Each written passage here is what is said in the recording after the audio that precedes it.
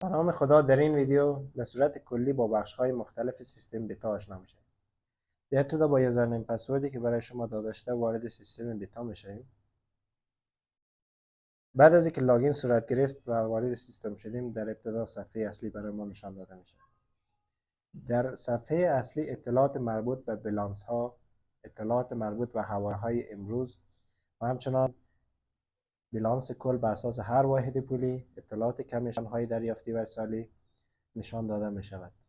بلانس کل به اساس دلار مشاهده می شود و همچنان اطلاعات حواله هایی که نااجرا، حواله های ارسالی و دریافتی نشان داده می شود. بخش دیگری که داریم بخش روزنامه‌نگاری می باشد که در این بخش تمامی تراکنش ها و معاملات روزمره در تاریخ انتخاب شده از این قسمت نشان داده می شود.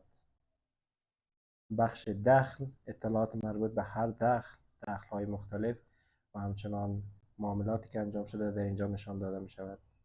بخش حواله های نااجرا می باشد که لیستی از حواله هایی که هنوز اجرا نشده در اینجا قابل نمایش و همچنان ثبت حواله های دریافتی نیز از اینجا امکان پذیر می باشد. اطلاعات حواله های ارسالی در بخش مربوط به حواله های ارسالی قابل مشاهده است.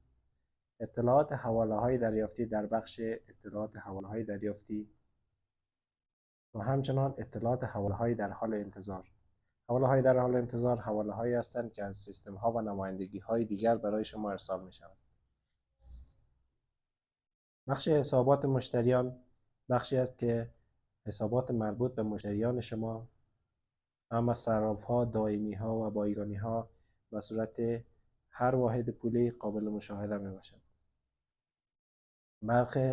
بخش نرخ روزانه، در این بخش شما میتونید نرخ‌های روزانه برای هر ارزی که شما همراهش کار میکنید ثبت نمایید. بخش اطلاعات حواله های ارسالی، در اینجا اطلاعات مربوط به حواله هایی که به دیگر نمایندگی ها ارسال شده و یا نشده و ناموفق بوده در این قسمت نشان داده می شود. بخش گزارشات بخش هایی هستند که بیلانس حسابات مشتری، بیلانس مشتریان، بیلانس حسابات و گزارش حوالجات در این بخش قابل مشاهده می باشد. اطلاعات اولیه سیستم بخشی است که در ابتدای استفاده از سیستم قابل تنظیم می باشد.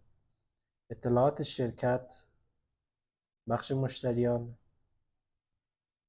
بخش دخل ها و همچنان بخش ارزها مربوط به اطلاعات اولیه سیستم می باشد. بخش دیگری که وجود دارد بخش کاربران است که لیستی از کاربران از اینجا قابل مشاهده می باشد و همچنان اضافه کردن و حذف کردن کاربران نیز قابل انجام و مدیریت می باشد. بخش نقش ها بخشی است که صلاحیت ها و یا نقش های کاربران مشخص می شود و همچنان بخش مدیریت بخشی است که بلانس روزانه حسابات آرشیو می گردد و قابل مشاهده می باشد نظر به هر تاریخ. گزارش فعالیت کاربران به صورت روزمره در این قسمت نشان داده می شود. اطلاعات مشتریان مربوط به اطلاعات مشتریانی است که همراهشان ارتباط داریم به صورت نمایندگی ها و همچنان مشتریان خارجی که با سیستم ما به صورت مستقیم در ارتباط هستند و همچنان اطلاعات حذف شده در اینجا مربوط اطلاعات تمام معلوماتی که حذف شده در اینجا قابل مشاهده است.